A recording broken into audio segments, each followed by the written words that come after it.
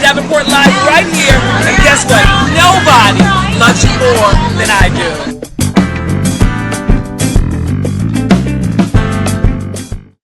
Hey everybody, it's your girl Davi Davenport with Davi Davenport Live. I'm so excited to introduce you to my guest today. I pride myself on bringing community leaders to the table and introducing you to people that can potentially change your life. Well, today my guest, Debra Vines, CEO and founder of The Answer Inc., is not only one of my closest friends, but she's also someone that is changing lives around the globe. Now, 38 years ago, Debra's son, Jason, beautiful baby boy, was born, and Debra noticed that something was slightly different about her angel. I'm going to introduce you to Debra right now so she can tell you all about this triumphant story, what happened, how everything was going, and what's going on today. Hey, Debra! Hey, how are you, girl? I am good. How looking fabulous. I have my fan. Debra, I wanted to bring you on the show today because I've been watching you and your son, Jason. I've been watching what you've been doing and how you've handled your story of Jason being born with autism. And I have quite a few friends whose children are on the spectrum. I think I introduced you to my friend Amos. I told you about him. Yes. And there's so much information or misinformation that's out there. Mm-hmm. So I thought, what would be a better time than to not only talk to a community leader, but someone that has taken this and made this something very special, not just for yourself. That's right. Not just for yourself, but with The Answer Inc. and for others. So Debra, tell me about how it all started. How did you know that something was different about your beautiful baby boy? Well, firstly, thank you so much for having me today. I'm super excited to be sitting here on the couch having girlfriend chit chat. I like it, girl. But Jason was born September 27, 1987. And he was a preemie. He didn't weigh 2 pounds and 6 ounces at 24 weeks. And so the doctor said that when he was born, firstly, they didn't even think he would live through the night because he was 2 pounds and 6 ounces. Oh, wow. And they said that, if he lived, and, he might not walk, he might not talk. Sure. And I was like, Lord, have mercy. He was 2 pounds. 2 pounds, yes. So he was a miracle from the very beginning. Very, very much so. Very much so. Yes. And I had a very high risk pregnancy. Once I found out that I was pregnant when I was 4 months, I was on bed rest. Okay. And so that just changed my life completely because, I'm used to moving around. Girl, listen. Doing things. I like being at bed rest. I figure out she did that. She probably had so many people coming to her bed. Girl, it was a total challenge. But, and then when Jason was born, we had to get Cabbage Patch clothes because he was so little. Yeah. They have the little preemie clothes now, but that was 38 years ago. Sure, girl, of course. They didn't even have the Pampers to fit them. We had to cut Pampers and do those. Sure. Yeah, we had to get really creative. And you say we, are you speaking about you and your husband? Me and my late husband, James. Okay. Yes. Right. And so we brought him home, and he was actually sent home with the breathing machine because he would forget to breathe. And every time he would forget to breathe, the machine would alarm, and then we wake him up and do this. But it only happened maybe twice. Okay. But I would say that Jason was pretty healthy. How many weeks did they keep you in the hospital with Jason? How many weeks did they keep you and Jason? Okay, I stayed in, I think, about a week because I had a C-section. And now maybe three or 4 days. And Jason was in for 2 months. He came home in November. Girl, when you were at that hospital every day. Girl, it's every day, twice a day. You like, listen, you're not getting me out of here, okay? I'm staying with my baby. The wonderful part about the neonatal center and ICUs and, critical care and things like that is that they're really good about family members being there for support for their family member, but especially with a baby, because you can't bond with your baby unless you hold them, right? Yes. I couldn't touch him. I couldn't hold him. I had to look at him through the incubator and things like that. But it was really challenging because my firstborn, who actually made 52 yesterday. I know. I thought you said my firstborn, Mark. And he was just a perfect baby. I mean, Jason's perfect too. So let me just rephrase. Of course. But Mark had a healthy birth, and I think he was 6 pounds 7 ounces. He was a real healthy baby. But Jason, just getting back to him, we started to notice things about 18 months. He wasn't making the milestones that he should, but he was making some milestones, but all of those just went away in 18 months. He wasn't cool. So in 18 months, so prior to that, because a lot of the viewers that are tuning in right now have already reached out, they saw that we were doing this story and they said that this is their story as well, this is a part of their life.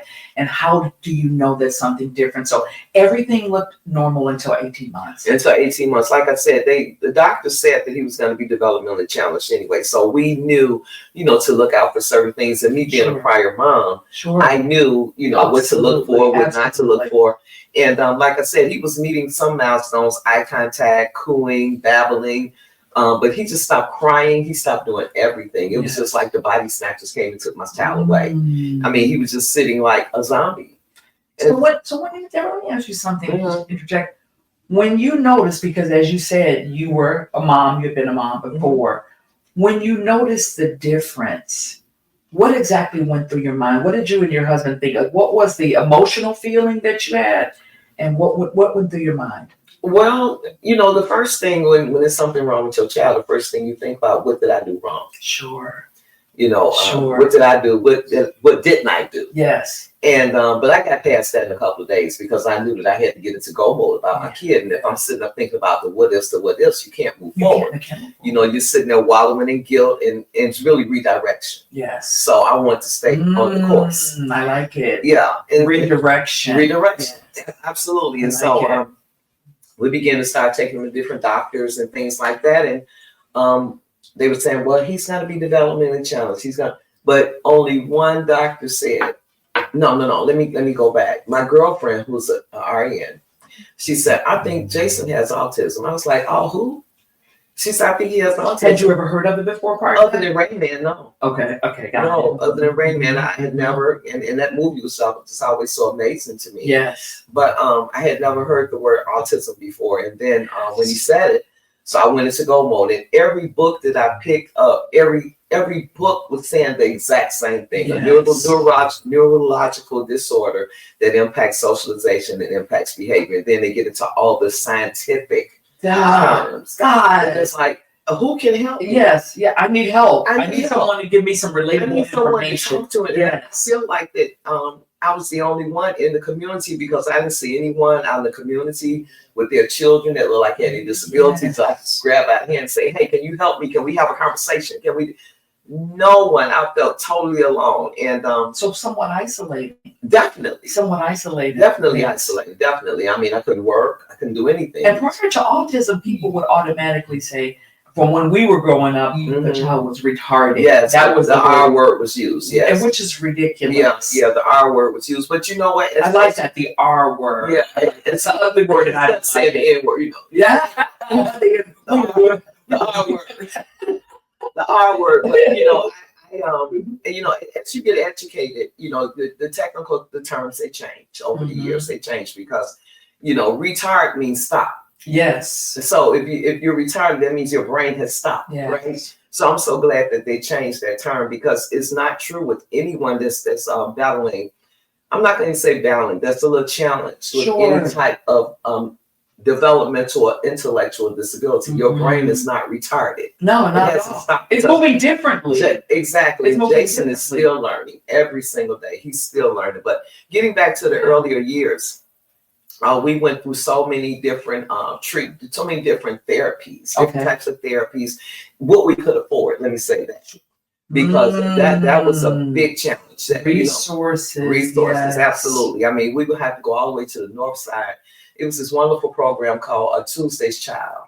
And I don't know if they're still in existence, but it was way on the north side. And so they, had different therapies for him and things like that. But nothing really seemed to be working. And maybe my tolerance was getting a little bit challenged too. Well, imagine this is, you're a new mom. Yeah. And at that time, we were going through some financial challenges. My husband, his job was laying him off, maybe back at work, laying him off. And it was just. And the insurance wasn't covering this. Oh, no. No, really I would say just recently in the last couple of years, we can get insurance for ABA therapy and things like that. And it's like under 3 years old. Yeah. early childhood development. And that's one of the great reasons, which we're going to get into that further, but that's why I admire, and one of the reasons I wanted to interview you is because what you're doing, but we're going to get to that. Okay. So the resources weren't there. You were going far north too. So what? Not even support groups. I had to go all the way to Wilmette, and I remember this so vividly because it was very cold outside. And it was cold. Chicago. It was Chicago cold. Yeah, biting cold, but it was snow too. And so I had to take a metro train. And when I was walking from the train station, I was walking towards this parking lot. It was inside of a building. I don't remember what type of building it was, but I saw all these beautiful cars, Xfinities, Mercedes, Lexus, all the luxury cars. I was like, I don't think I'm in the right place. No, you were in the right place. Yeah, absolutely. And then when I walked in, I was the only African American. Yeah, I was the only African American, and the women were very, very nice, but when you're coming from a financially challenged family, I just got off the metro. I have on my probably Zare coat at that time. Zare's a gold glass. Zare's a gold glass for somebody, and these women had rocks on that they looked like needed a weight to hold their finger up. And I just got so distracted by everything that they were talking about because it didn't apply to me. They were talking about iPads before I even heard about it. And then you were already emotional, as you said. Very emotional. Something new, you pull up and you're like, wait a minute, this isn't for me, but exactly. But the resources that they were able to provide for me did not meet my category because of the financial category that I was in. So the resources weren't free. No. Oh, wow. No, they weren't free. The support group was free. And like I said, the women were very welcome, and I still talk to them, a couple of them to this day. Okay. And but just moving forward from that, I was just really in an isolated state. And then when Jason became 3, but Debra, can I ask you a quick question? What is it that people get wrong about, because they think that there's a certain category for autism? Like you said, you went to this group, and that's fast forward 38, 39 years ago. But what is it that people get wrong today with even understanding autism when they see it? Because we've even seen police officers that have violated young people and they have autism, and they're like, wait a minute, he has autism. What are you doing?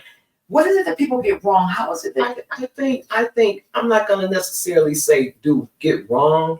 I think as the numbers are growing, not just with autism, but developmental disabilities across the board, ADHD, ADD, mental health issues. I think that the world should be more educated about what's going on. I mean, it's so many resources to educate yourself. I mean, I had to build my own computer.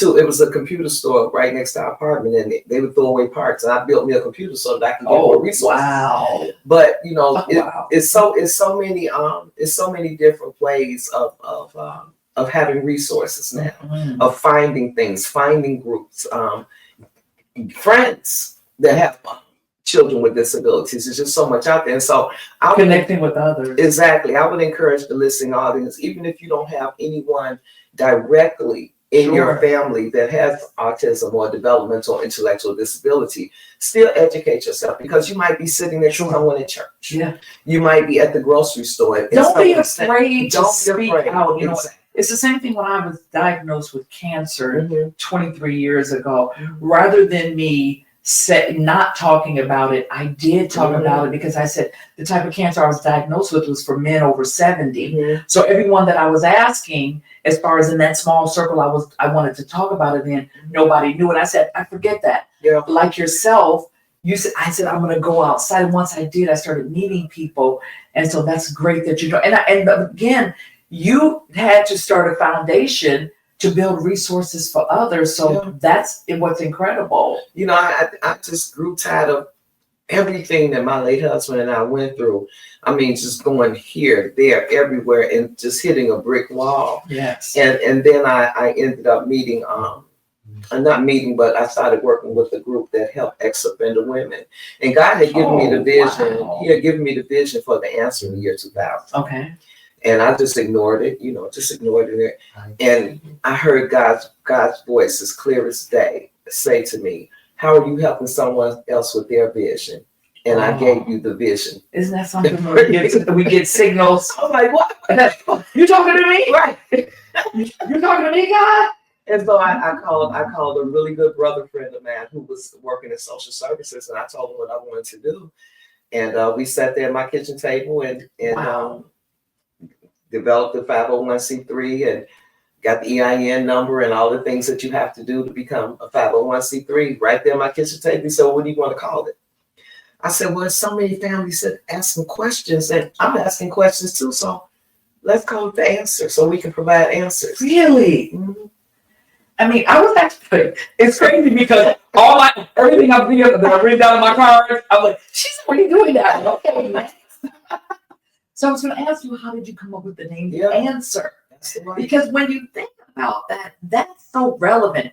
People are asking questions. So we want to provide the answers. Yes. Mm-hmm. Wonderful. So do a lot of people misunderstand what autism actually is? So even when they're coming to you, parents, my child has been diagnosed with autism, do they have a misunderstanding? Yeah, I know some parents do, and some of them really make sure that they educate themselves. But I tell you, Davi, it's a journey. Sure. It's a learning. I mean, every single day is something new. Sure. Autism will rear its head, and then it'll just go back in. It looks like everything is fine, and for the most part, we've gone through a lot with Jason as it relates to behavior problems. We've got a really good cocktail of medication now. He does not really have any outbursts anymore.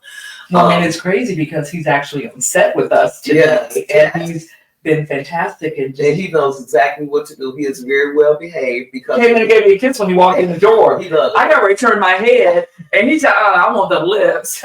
He kissed you on your lips. Kiss me on my lips, No, we got to fix that. Yes. But he actually did the same thing when I met you. He'll show me his house. Oh. And for the barbecue, he was very friendly. And it wasn't directly on my lips. I'm teasing you. It was right here. No. You saw me pop. I know you're like, wait a minute, we gotta change that. I got the whole bunch of posture on.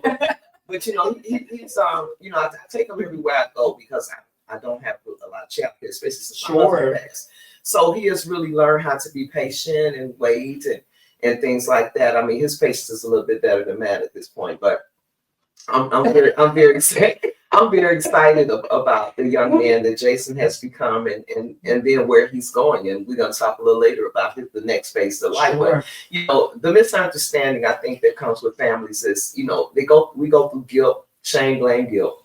Yes. And I think that's almost with any parenting as a whole. There's so many things that I look back and say, why didn't I do that differently? Maybe I didn't understand. Yeah. Maybe I needed some answers. Maybe I should have did this. Maybe I should have did that. But once you get past and it's a journey. Like I said before, it's a journey that it doesn't stop. It doesn't stop. I mean, every single day, Jason and I are working on something. Yes. If we're not doing nothing but sitting up singing a song, I make a game out of it. Right. I make it a learning experience. I've seen you guys in church. I've seen him singing. I've seen him praising God. Can you tell me and the viewer of Davi Davenport Live what a day in your household looks like? Which day? Today. How about just today? Okay, well, I would say typically on the Monday, I typically work from home. So I let him sleep a little bit longer, but on Tuesday and Thursday, he goes to his day program. Okay. So we're up at 5:30 because he's slow. I just let him take his time. And all I have to do is just lay out one piece of clothing, and he's, I've taught him how to match his clothes, match the pants with the shoes. He's always, we're gonna talk about that in a second also because that fashion of his, oh my God.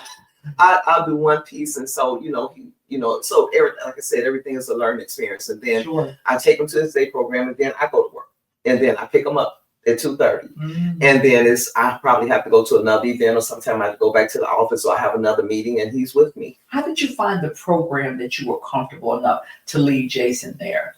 Well, first I prayed. Yeah, always. and then when I started the Answer, I started making a lot of community connections with other organizations. Okay. And so I became very good friends with, he's also my mentor, and he's the president of North Riverside, Joe Mingoni. He's the president of Segment Services. And when Jason aged out of school, I had a conversation with him. Okay. And I said, I want him in the day program. And so he was going for every day until COVID. Oh. And then when COVID hit, they all schedules changed. How old was he when you first allowed him to go into the program? 22. 22 years old. So prior to being 22, you kept. No, he was in a therapeutic school, PACE. Okay. He was at PACE But he aged out of that one. Aged out of school, exactly. And now I think they've given him another year. I think it's 23 now. Deborah, when he was in school at PACE, did you actually see advancement and growth the way that you wanted? Did you see, did you feel like you had the necessary tools? I would say maybe towards the end. Okay. But in the beginning, excuse me, his behavior was so irate that first you have to get the behavior intact before you can teach. Was he medicated at that time? Yeah, but it wasn't the right medication. Okay. And sometimes he would be very lethargic, and I didn't like that. I wanted him to be able to be alert. And so I think his cocktail of medication got really good when he was maybe 12. Okay. And so, we've had to maybe decrease this or increase that, to kind of play with it a little bit. But I never wanted him lethargic. But by the time he aged out of school, he was good to go. Were you ever concerned about somebody taking advantage of him because he's nonverbal? Still, when he's not nonverbal, he has limited language. Limited language, okay. Because he can't talk. Yeah, he can't. I'm going to correct myself, but that's what Jason can, because Jason will have a conversation. The thing about it is, even if it was an individual child or adult that was sitting right here with us right now, and they might do eculator and that's repeating, or might hum or say one word. If you can make a sound, you can say a word. That's what my best friend's mother told me when Jason was 18 months old. She said, that baby can talk. If he can make a sound, he can say a word. And it's communication. Everything communicates. Birds communicate. Sure. Everything communicates. Even my dog communicates with me. She communicates. 100%. Yeah. So I love the term limited language. I like that limited language, because there's a lot of parents that are out there right now that are thinking to themselves, "Oh, nonverbal." No, if your child can make a sound, he can say a word. He can say a word. Jason doesn't have very much reciprocal conversation. Sure. But if I say, "Okay, Jason, it's time to get up." Okay, Jason, go give me some water. Okay, if he sees something on the floor that needs to be swept, he can't find a dustpan. But sometimes he tries to point in conversation. If he doesn't say it, I just ignore. So you can say, "Get up and give me a glass of water." He'll go get it. Oh yeah, for sure. Oh wow. Oh, he washes dishes. He makes his bed. He oh wow. He folds his own clothes. Oh, because here's the thing. Oh wow. When we have children, we are supposed to raise them to be as productive individuals that they can be, whether they have a disability or not. I raised my oldest son ever since I think he learned how to iron at 7. I said, because when you get 18, you get 9. Girl, we were washing dishes and doing everything when we were little. I had a key at 7. I remember my mother gave me a key, I had it around my neck. My oldest one was a latchkey kid too. Yeah. And so, I wanted to use that same concept with Jason. Of course, I had to do things a little bit different. Sure, but, one of my really good girlfriends, she's like, "Why are you so mean to him? Why are you so hard on him?" I say, because the world is going to be hard on him. And, and that's a young black male, no matter what. Exactly. And the thing about it is that he's not going to be around me all the time. And I want him to be on his best behavior wherever he goes. And so those are life skills that I teach at home and in our programs at University. Yes, I love it's crazy because I've been doing prior to, I'm getting ready for this interview. I was looking on your website. Okay. And I didn't realize how much you offered. And all those tools are free, right? You offer those free? Well, thankfully to God and the legislators of the state of Illinois and other grants that we have.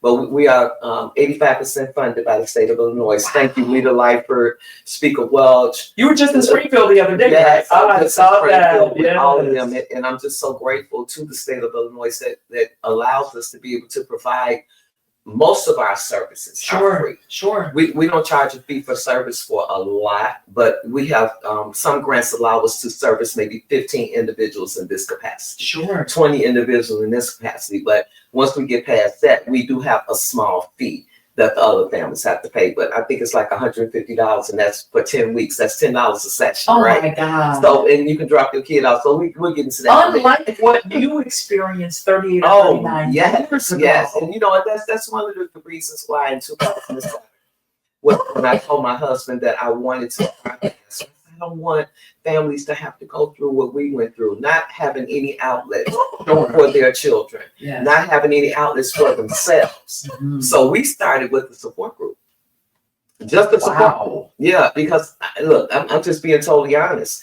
I didn't have any friends or associates that had any children with autism. But I like the word support anyway, because that's what you needed. Yes. And that's what you felt. That was a great start. I could not be 100% for Jason if I did not get some help for myself, because I was truly spiraling. And that's another show. The way that's a whole show. That's okay. We're gonna have that. We're gonna get that second conversation. But I wanted the parents to be able to come together for us to have speakers to share resources. Sure. And number two, we would call it the burning desire, our burning desire. And that would be the conversation. Yes, and parents will get the opportunity to just talk about what happened the night before, how their kid had a meltdown, even just how they're tired. Sure. And they would leave there so relieved. Yes. And so just happy. You know, I live my life one day at a time. Everything about just health-wise, just emotionally, everything is sometimes 1 minute at a time, to be honest with you. So I would imagine for someone, you say burning desire makes me think of something else as well. But I would imagine that someone having an emotional support group would be a great place to start. It is. You know, when any experience that we have that's perceived as being adverse, because you took something that would have been a perceived adversity and you turned it into something that was miraculous with the answering. So that's really fantastic.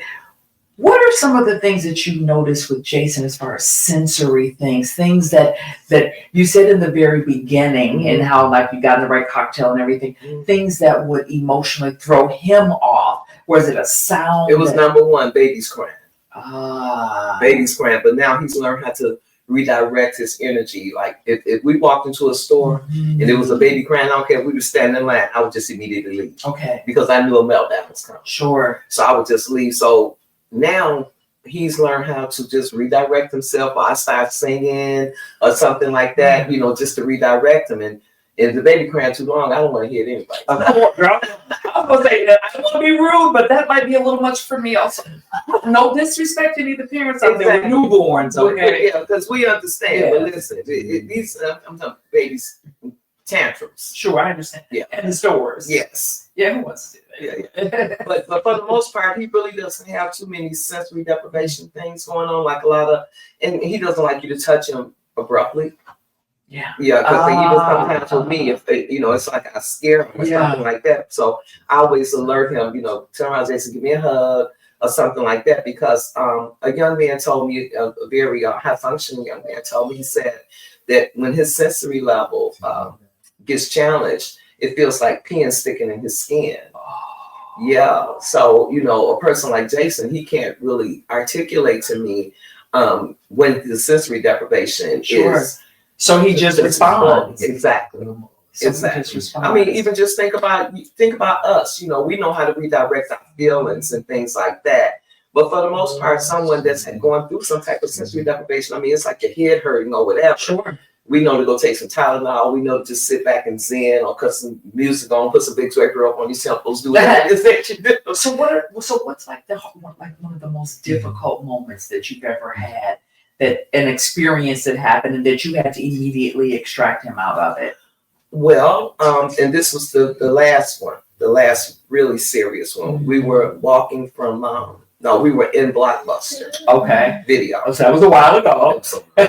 Yes. And it was something in the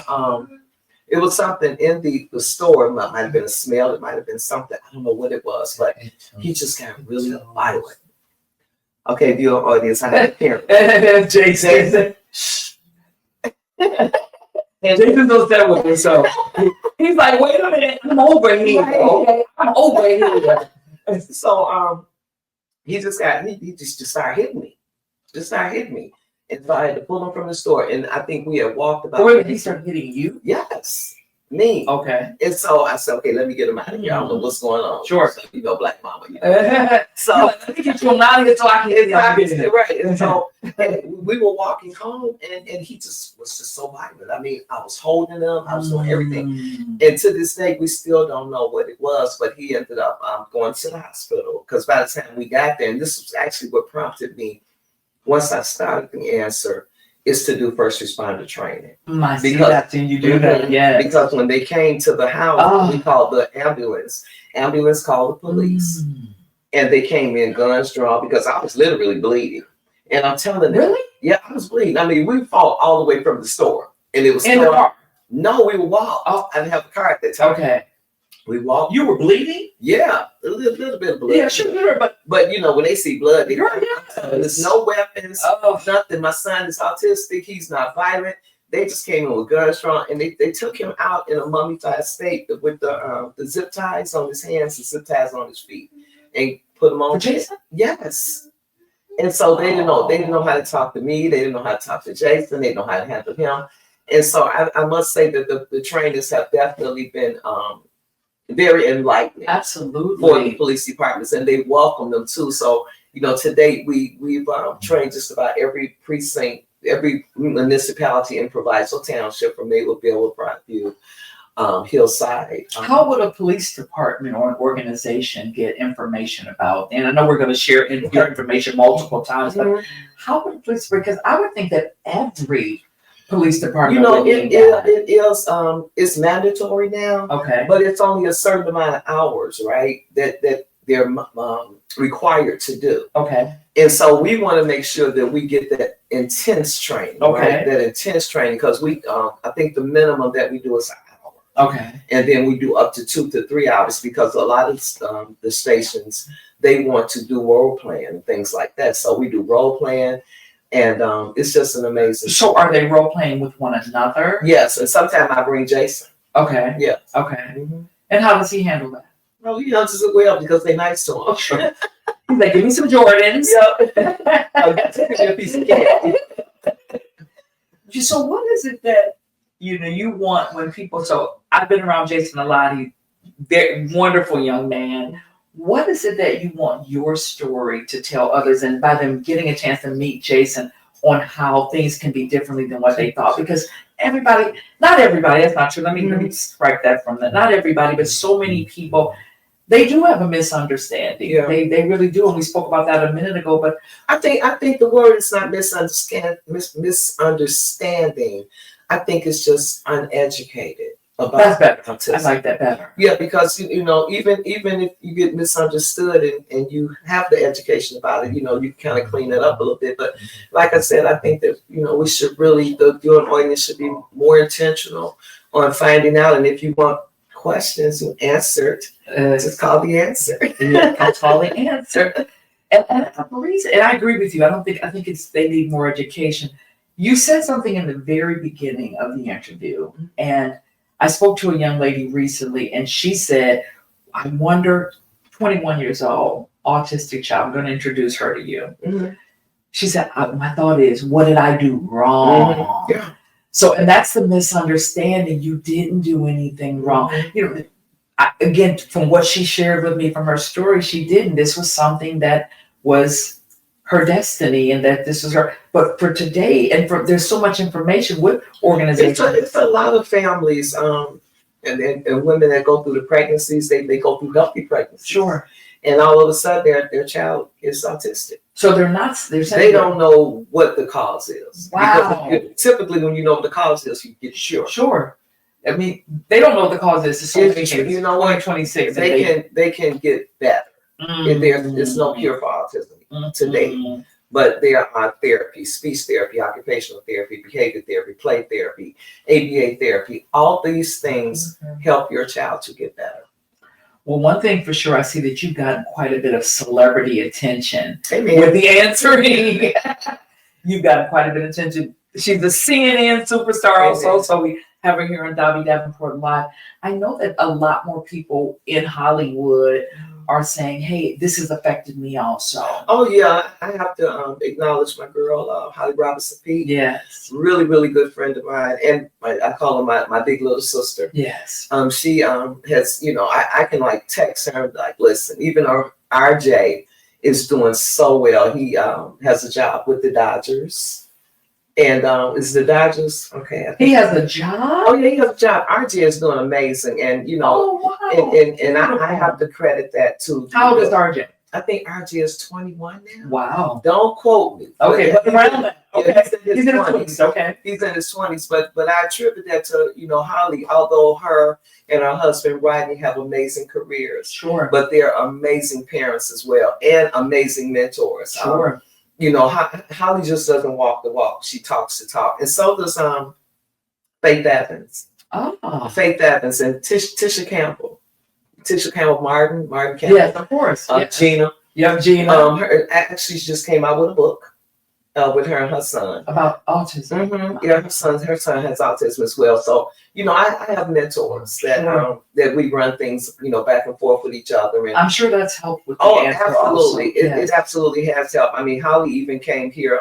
We used to have a expo, and we partnered with an organization called the Autism Network, and I'm so sorry to say that the executive director of that organization passed away last year of cancer. Oh. And we work so well together. So we're really trying to keep her vision alive as well, because her organization, which I sit on the board for as well, raise money for the therapies that I just mentioned to you. Okay. And so we provide scholarships for those families. Oh, and how does a family qualify for a scholarship? Well, it's a kind of intense application, and you can call the Answer Incorporated 829-656-6511. You spoke about RJ getting a job. Now, something else that you shared with me, and I know that it's okay that we share with the viewer. You've been looking into independent living for Jason. Absolutely. So this is when I say it's a journey, right? Sure. It's a journey from first the diagnosis. Okay. Sure. Then you get through the diagnosis. Okay, and then the doctors. You got to find a doctor. Yes. Find a doctor. Then you have to get the right school. Yes. No. Let me go back. Yes. Diagnosis, doctors. Yes. Support for you. Support. Oh. Girl, for you. Support because you're going through all of this stuff, and who's going to support you? Who's going to mentor you? We miss that so much. Exactly. Who's going to come? Yeah. I mean, with everything, when people are going the caregiver, who's going to care the for caregiver? The exactly. Yes. And so it's a journey. So you go from diagnosis to school to. It's just like the kids go through adolescence. Yes. You have to go through all of those things. And most of the time, when children that are preemies, they are developmentally challenged, right? So their adolescence might not hit until they're 18. Ah, true. And so it's a journey. And so getting back to your were there any physical, and then I want to double right back, along with them being, with the autism, being a preemie, were there any physical, any heart concerns? Oh no, Jason was physically very healthy. Because I know hardly a cold. Oh, I think Jason had a really bad cold. When he had COVID, he took care of me. I know he would scoop and bring me juice. He's like, you won't work for this. Exactly. But the good thing about a lot of good things, but one of the good things about a person that is on the spectrum, the way you teach them is the way they're going to do it. I mean, and they're going to do it just like that. It's no black and white. It's no gray area. It's black or white. Yeah. They're going to do it just like you teach them. And they're going to make sure if you teach them how to sweep that floor, they're going to make sure. So they're perfectionists. Absolutely. Yeah. Absolutely. Yes. The OCD and everything. Jason's shoes are lined up. Everything in place, shirts, short sleeve shirts, jackets, pants, everything just in a row. Do you have to monitor him at home with cameras or anything? I do have cameras because sometimes I have to go to the store. Okay. And I do have cameras all over my house, candy camera everywhere. Sure. I mean, I think that's smart. A couple of other people that I've spoken to. Well, when my husband passed away, I had to learn how to live life differently, right? Sure. I couldn't just and then I wanted him to learn how to be in the house alone, not answer the door, not do any of that. And he knows. So it's been a learning tool for him as well. But getting back to Jason's next transition, again, like my husband passed away 8 years ago. I saw he and Jason on on in a fashion show together. That was actually my husband's last outing. 2 months later, he passed away.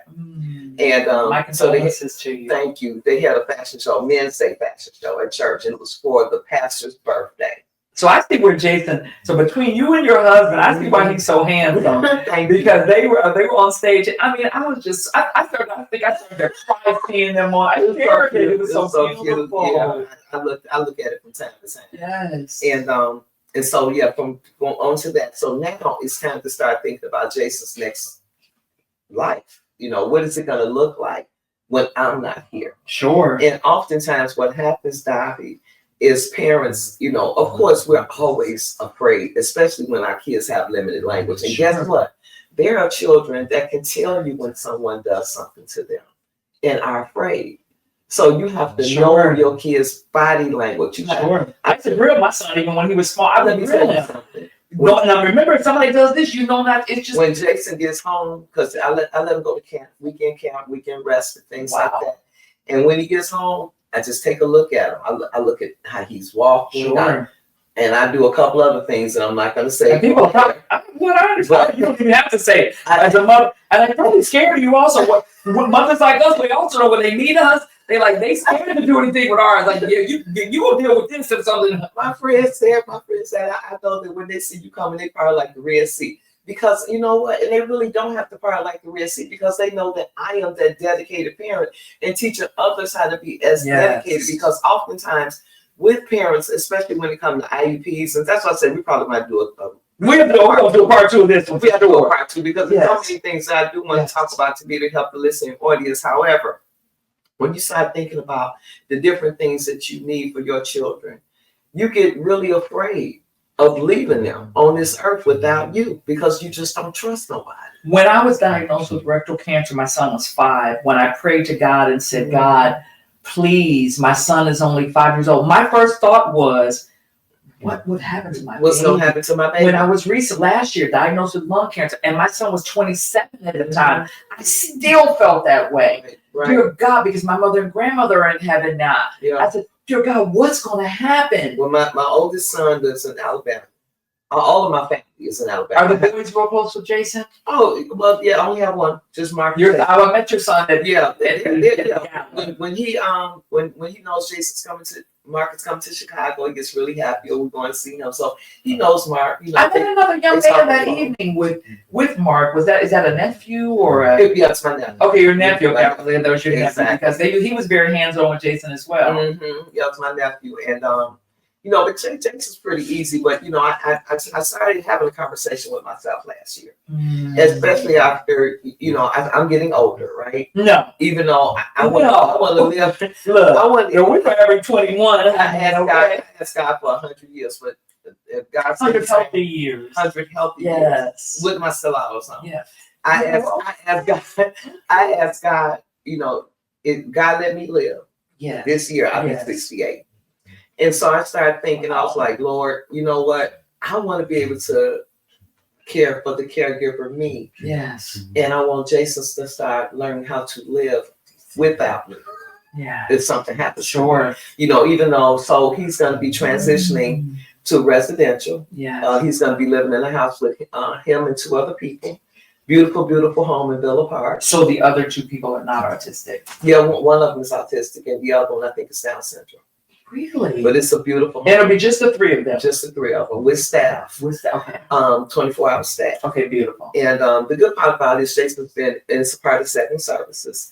He's been a part of this organization for so long. Most of the staff know him. They love him.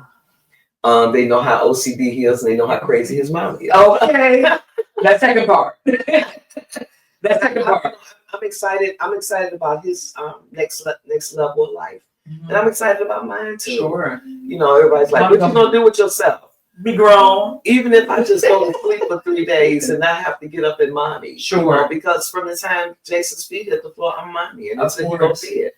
I'm not one of those parents that, cut the music on and give him a piece of paper and just, get in the corner. I'm engaging with him the entire time he's awake.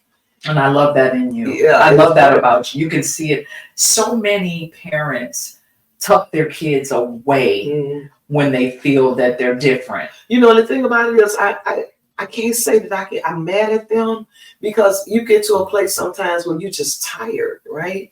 You're just tired, and you But feel you like don't do that. He's everywhere with you. well, he girl. is everywhere with me because I don't have a choice. Sure, okay. But the thing about it is that we all go through, oh my God, I would just like to have a breath. Sure. You know, I would just like to be able to just do, and Lord have mercy, God knows your heart before the words come out your mouth. Yes, right? He does. That's why we have to watch ourselves. But at the end of the day, you know, everything that I do revolves around Jason. Sure. Everything from the time I open my eyes, any decision that I make, it revolves around Jason. I'll give you a perfect example. I was supposed to be at the NAACP Awards this last weekend. I know. Couldn't go because I didn't have my caregiver got sick. So how is she feeling? Just on another note, is she feeling better? She's feeling much better. I've been praying for her. You said aneurysm, right? Mm-hmm. Yeah, I've been praying for her. So she's obviously to be taking care of Jason. I know she's somebody very, very special. Very special. So, very special. So here's the thing I have to ask about, because we only have 10 minutes left on this. Can't believe having this conversation with you has been,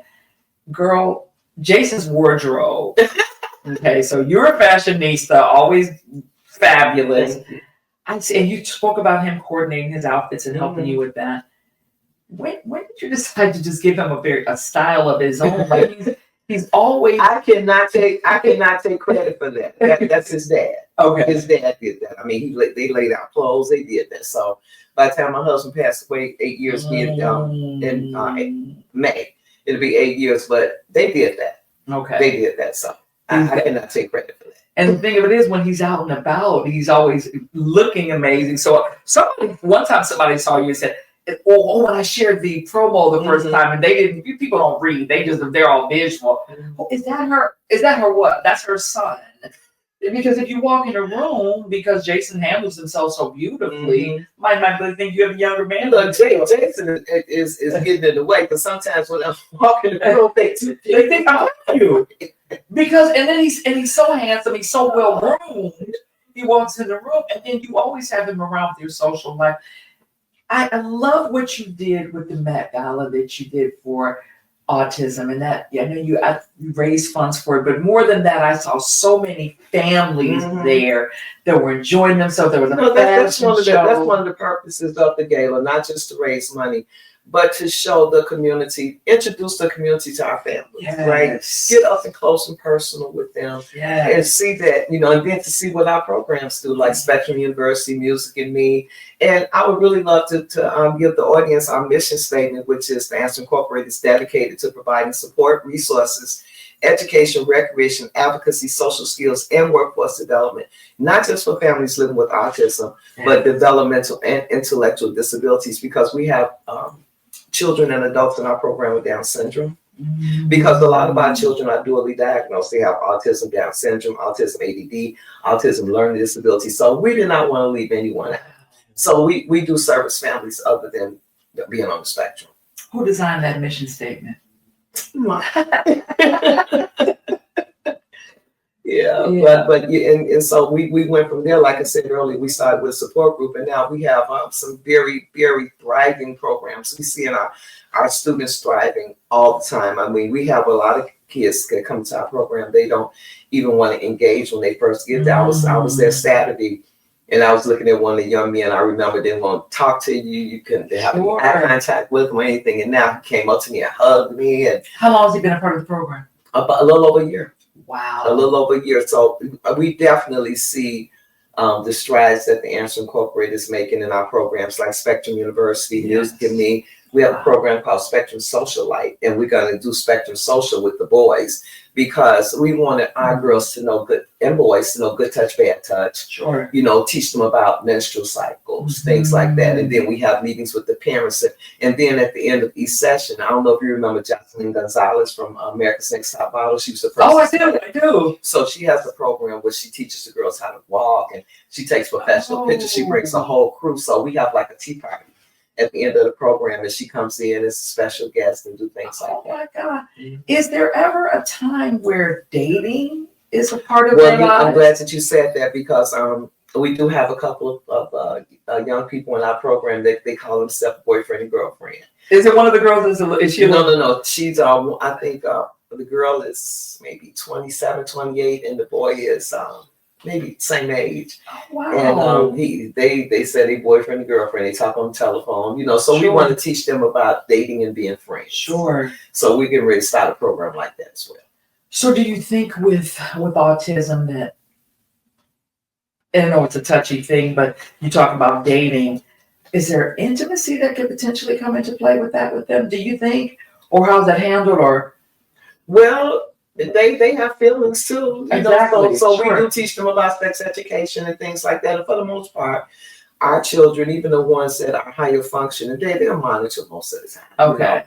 With their parents, they don't just let them just go outside and go to somebody's house Sure. and things like that. So they're pretty well monitored. But yes, there is sex education, there's sex going on. So that when a parent has a child that has autism, then I see why you say you would be concerned and you want them to have skills for when you go on, because what happens when there's no one there to monitor him? Right, exactly. Who's there to make sure that he's okay? There's always going to be somebody there to monitor. Yes. Yeah, even Candy Camp. There's going to always be someone to make sure that that he's monitored. Absolutely. I want to thank you for coming on today and just talking Thank about you for having me. your life so candidly. Deborah, when your husband passed and now you had your baby boy, what was your thoughts about doing this? Even though you're not on your own because you have another son and you have a lot of people that love you like I do, but what was the feeling for you at that point as far as raising Jason? I'm gonna say, let's start with just even keeping the agency going. Okay. See, firstly, it's what I love, but it's my job as well. Okay. And we have other people employed, so I could not tuck my head under the covers, Sure, like I wanted to do, and just sure let life just pass me by. And I'm gonna say that the answer in Jason was my saving grace to get through the last 8 years of missing him, because he was my best friend. We did everything together. I didn't even know how to work the washing machine when he did. How long were you all together? Almost 40 years. Oh man, that's beautiful. Well, one thing I know, he's proud of you. Amen. For continuing, and like you said, this is something that you're doing that's, and we did it together. We did it together, yeah. So, but know that you have the walkathon coming up. Yes. This is our 18th annual Autism and Developmental Disabilities Walkathon. It's going to be April 18th at Proviso West High School. You go to our website and register, where we actually raise money to help families with summer camp. Okay.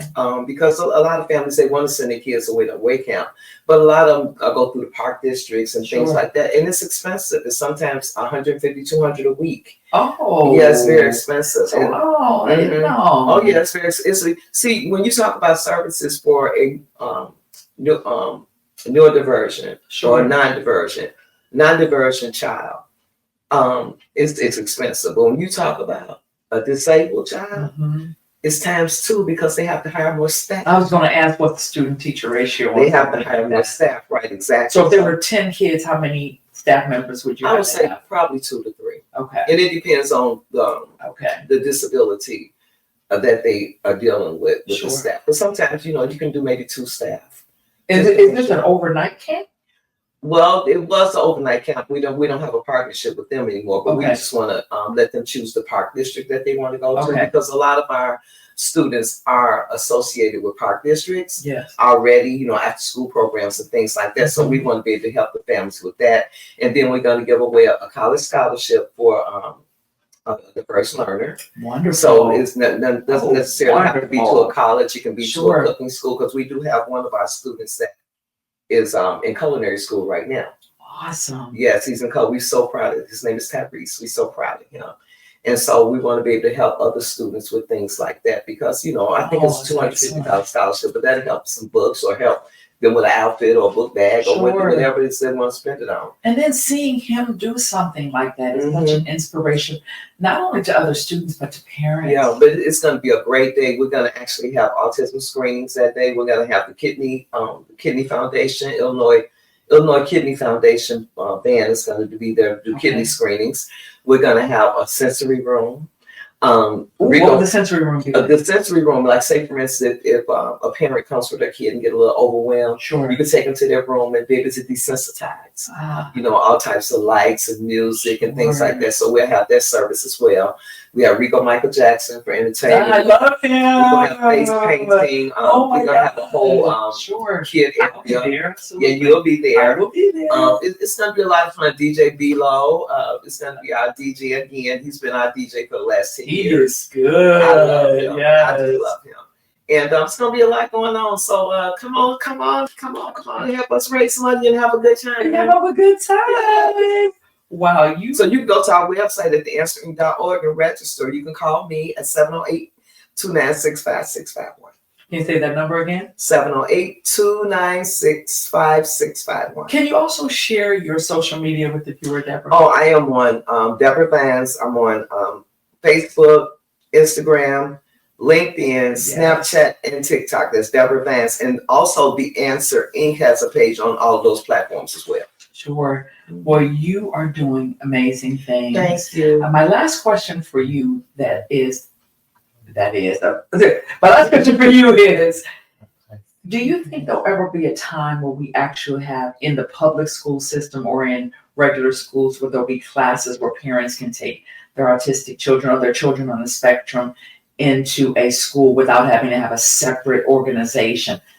How close do you think we are to something like that? I think we're very close because, as we, the schools actually get more educated and the numbers are growing. They're growing, Yes. and it's really, it's the school's responsibility. I 100% agree. Taxpayers. Exactly. And the taxpayers are giving taxes to be able to provide these services for our children and our loved ones. So it's definitely their responsibility. And I must say that I can see it getting a little better. Yeah. I can see it getting a little better.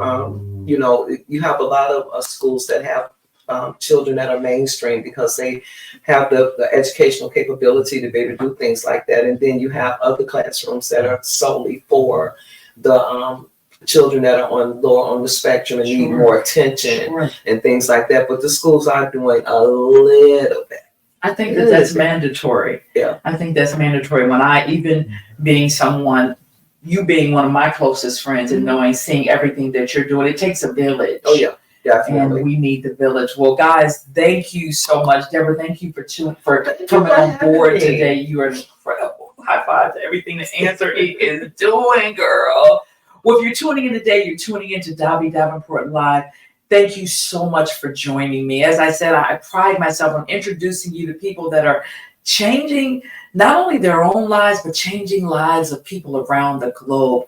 Today, I had my very dear friend and sister, Debra Vines of The Answer Inc., CEO and founder of The Answer Inc., on the show to share information to you. If you're out there, Debra shared her website. I'm going to have you give you her number one more time. Debra, number one more time. Phone number is 708-296-5651. 5651, guys.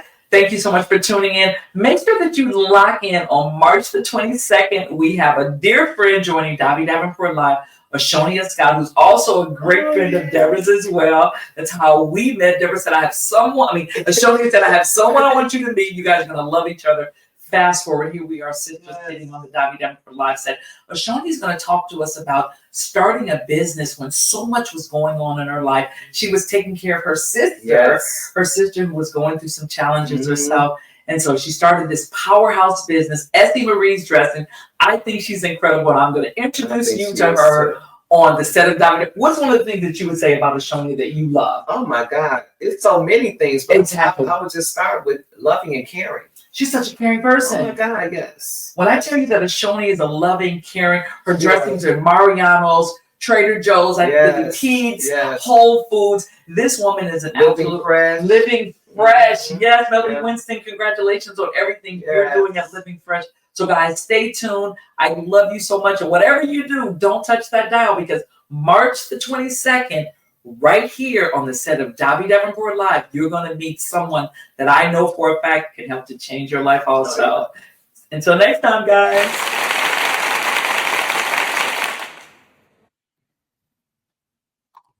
some books or help them with an outfit or a book bag or whatever it is they want to spend it on. And then seeing him do something like that is such an inspiration, not only to other students, but to parents. Yeah, but it's going to be a great day. We're going to actually have autism screenings that day. We're going to have the Kidney Foundation, Illinois Kidney Foundation band is going to be there to do kidney screenings. We're going to have a sensory room. What would the sensory room be? The sensory room, like say for instance, if a parent comes with their kid and get a little overwhelmed, you can take them to their room and be able to desensitize, all types of lights and music and things like that. So we'll have that service as well. We have Rico Michael Jackson for entertainment. I love him. We're going to have face painting. We're going to have a whole kid area. Yeah, you'll be there. I will be there. It's going to be a lot of fun. DJ B-Lo, it's going to be our DJ again. He's been our DJ for the last 10 years. He is good. I love him. Yes. I do love him. And it's going to be a lot going on. So come on, help us raise some money and have a good time. Have a good time. Wow. So you can go to our website at theanswerinc.org and register. You can call me at 708-296-5651. Can you say that number again? 708-296-5651. Can you also share your social media with the viewer, Debra? Oh, I am on Debra Vines. I'm on Facebook, Instagram, LinkedIn, Snapchat, and TikTok. That's Debra Vines. And also The Answer Inc. has a page on all of those platforms as well. Sure. Well, you are doing amazing things. Thank you. My last question for you my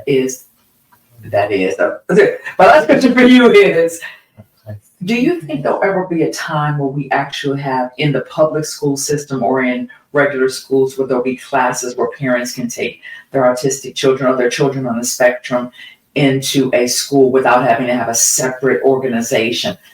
How close do you think we are to something like that? I think we're very close because, as we, the schools actually get more educated and the numbers are growing. They're growing. Yes. They're growing. And it's really, it's the school's responsibility. I'm 100% agree. Taxpayers. Exactly. And the taxpayers are giving taxes to be able to provide these services for our children and our loved ones.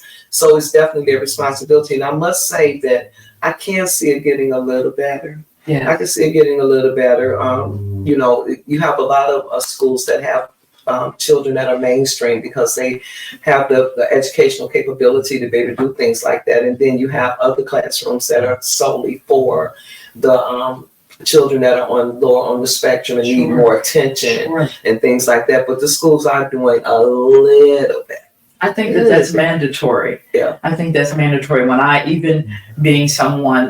you being one of my closest friends and seeing everything that you're doing, it takes a village. Oh yeah, definitely. And we need the village. Well, guys, thank you so much. Debra, thank you for coming on board today. You are incredible. High five to everything the Answer is doing, girl.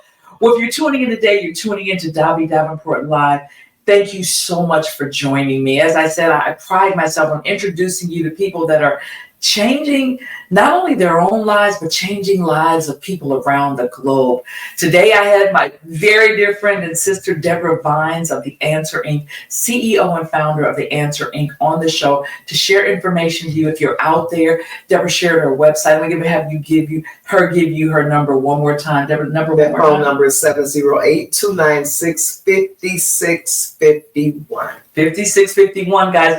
Thank you so much for tuning in. Make sure that you lock in on March the 22nd. We have a dear friend joining Davi Davenport Live, Ashonia Scott, who's also a great friend of Deborah's as well. That's how we met. Debra said, Ashonia said, I have someone I want you to meet. You guys are going to love each other. Fast forward, here we are sisters sitting on the Davi Davenport Live set. Ashani's going to talk to us about starting a business when so much was going on in her life. She was taking care of her sister, her sister who was going through some challenges herself. And so she started this powerhouse business, Essie Marie's Dressing. I think she's incredible. And I'm going to introduce you to her on the set of Davi. What's one of the things that you would say about Ashonia that you love? Oh my God, it's so many things. But I would just start with loving and caring. She's such a caring person. Oh my God, yes. When I tell you that Ashonia is a loving, caring, her dressings are Mariano's, Trader Joe's, the Keats, Whole Foods. This woman is an absolute living fresh. Yes, Melody Winston, congratulations on everything you're doing at Living Fresh. So guys, stay tuned. I love you so much. And whatever you do, don't touch that dial, because March the 22nd, right here on the set of Davi Davenport Live, you're going to meet someone that I know for a fact can help to change your life also. Until next time, guys.